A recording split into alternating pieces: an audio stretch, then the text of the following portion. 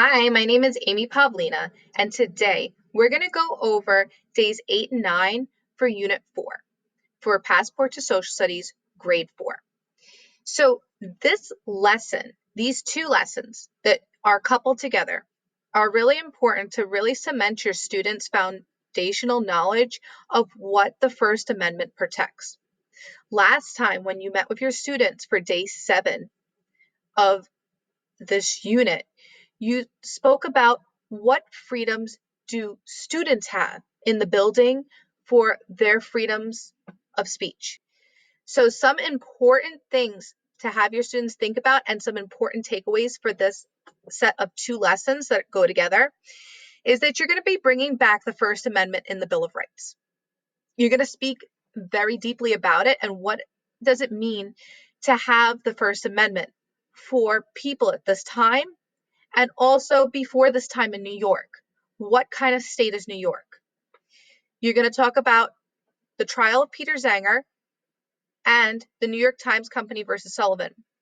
But you're talking about this after students do the work asynchronously. One important thing to really press upon your students is the trial of Peter Zenger took place almost 60 years before the Bill of Rights existed. But it's showing that New York State is a very liberal state. Its early commitment to a freedom of press and getting people's opinions out is very important for them at the time. Time is key. New York Times trial, again, takes place 231 years after Peter Zenger's trial. Don't forget to have students share out at the end after they do their independent work so that everyone's on the same page and you could clarify any misconceptions right away. And the biggest takeaway for this lesson is that you need to have that document for recording and revisiting. So first things first, before we look at the actual lesson, let's go get that document together. So I'm going to exit out of here and I'm going to go back into the drive from Teach Hub where I got this lesson. And you're going to go over to Unit 4, 8 and 9 resource, Freedom of the Press graphic organizer. You're going to right click on it and you're going to go to make a copy, just so you have it to give to your students in the Google Classroom, or if you want to print it for your students, if you're in person, you're going to make that copy because they have to work on it for 2 days. So that's the most important thing. Now that we've gotten that out of the way, let's go back into our lesson. So again, this is a 2-part lesson. For part 1, you're going to focus on the trial of Peter Zenger before the First Amendment is established formally in New York. It's going to be established in the Bill of Rights, but New York is already having freedom of the press. They believe that it's important that people get their opinions spoken about. In part 2, your students are going to explore the New York Times versus Sullivan case and analyze its impact on freedom of the press. So the first thing that you would go through is, what is the freedom of the press? What is freedom of speech? And you're going to have students look at this image and answering the following questions on the following slide. So one thing you could do is make a Jamboard. Let me show you how you can take this image and put it on a Jamboard for students to collaborate in real time, or maybe they're doing this virtually, remotely, while you're in the classroom teaching the lesson live or recording the lesson. So I'm going to open a Jamboard, which I have over here. I'm going to go to the picture and click on it and take a screenshot by holding down my Windows key, Shift and S. And I could just take the picture of what I want for it. I go into my Jamboard and I do a Control V to paste it. And now I have the image for students.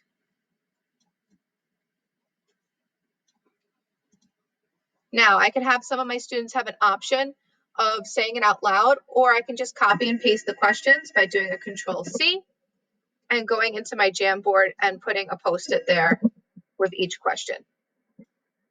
So what objects do you see in this image? What do you think these objects represent? And my last question, how do you think this image connects to the Bill of Rights? Again, you might have to go back over the First Amendment with your students, depending on what your population is in your classroom. You know your students best. I know for my students, Sometimes with a break in between, I might have to remind them. And sometimes I don't. It depends on my students for that class and that period that I'm teaching. So now I have all my questions, and I can have students answer on the Jamboard, answer in class, raise their hand, put it in the chat, whatever they feel more comfortable doing. I love, because at least they're having that rich discussion in class. And if you want to share this with your class and drop a URL in your chat, you would come over to share, change the link to anyone with the link, and change it to an editor.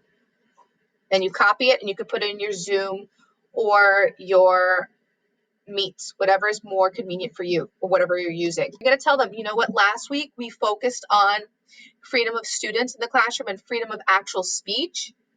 Now we're going to look at freedom of the press, speech through writing, and what you can print and what you probably can't print. And then you're going to go through the timeline of what they're going to be doing independently. So the first day, they're going to be looking at the trial of Peter Zenger, which is 1733.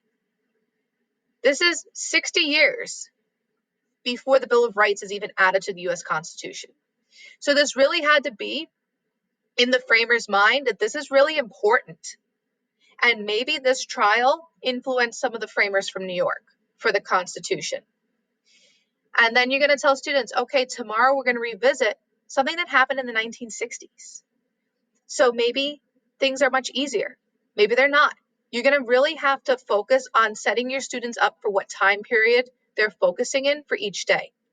Day 1, 1733, before the Bill of Rights. Day 2, 1964, way after the Bill of Rights. Then some key vocabulary words that you need to focus on with your students is sue and libel. And you're going to need that graphic organizer, which I'll show you in a moment. They have a nice rich primary document to refer to as well. Your students also have the resource of audio that they can click on for this independent work because it's a lot of reading. And then they're going to visit that graphic organizer.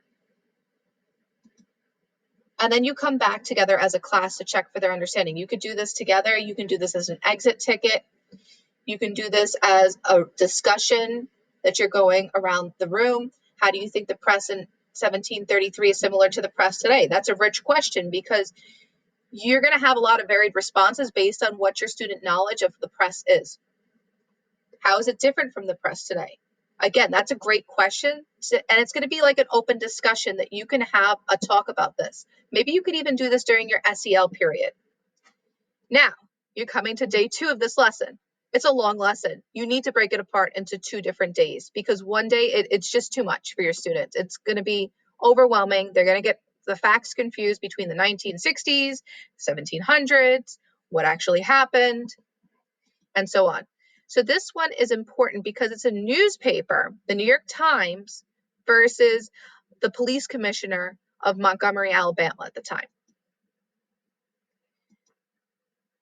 So you're going to have to introduce students to the actual advertisement that was published in the New York Times. So you can go over it. Again, you could take a picture of it and put it on a Jamboard to read it over. It actually helps if you go to the link that's embedded here with the advertisement so you can make it bigger and zoom in a little bit more for students to read this. Maybe you're reading this as a class. Maybe you're getting them to think about, oh, what's happening for this advertisement? Who may have written this advertisement? And you want to really guide your students to the fact that at the time, which you've gone over before, that civil rights were not really being upheld in the 60s in the South. And you're going to go into what supporters of Martin Luther King Jr. had published as an advertisement in the New York Times. And this really doesn't sit well with the police commissioner of Montgomery at the time. So you're going to highlight important information. Your help is urgently needed now. This is against the police and what's happening to African Americans in the South at this time. So you're going to go over with your class what information is being given to readers and what is it asking them to do. And then you're going back into that timeline that you visited the last time your class met, which should have been yesterday. And again, you're going over sue and libel. And here's the independent work for students. One of the big things is talking about who is a public official versus who is a public figure. So Kanye West versus Bill de Blasio.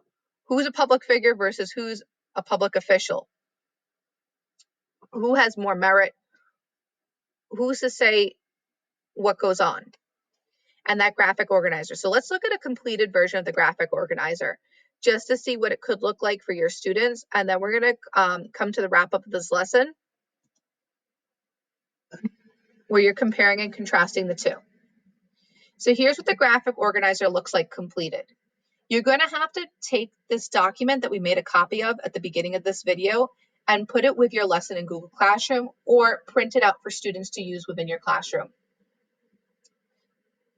So it goes back over the First Amendment, and then it has guiding questions for the students.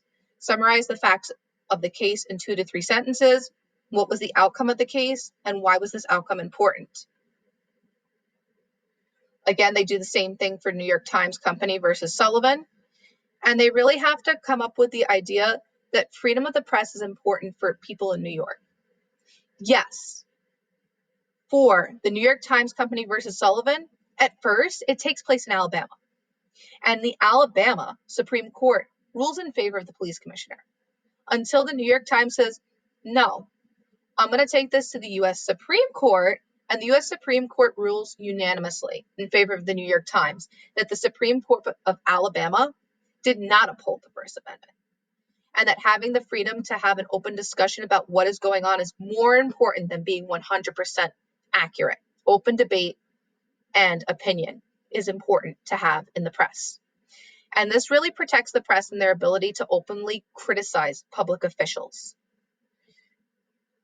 And John Peter Zenger, his information was that he printed an article and information that went against the corrupt royal governor William Cosby at the time in New York, 1733. He didn't write it. He was a printer. He just printed the article, and it was showing how corrupt William Cosby was.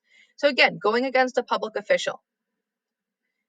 This advertisement being put in the New York Times is going against what the police commissioner of Montgomery is trying to make it seem like things are going on in the South at this time during the civil rights movement. So after you revisit this after each lesson with your students and what they're doing, and this is their independent work that they're going to be working on and bringing back to the discussion, you're going to compare and contrast the two trials as a class. How is it different? How is it the same? Think about the internet today. So maybe you might be thinking about the challenges of the freedom of the press in the future.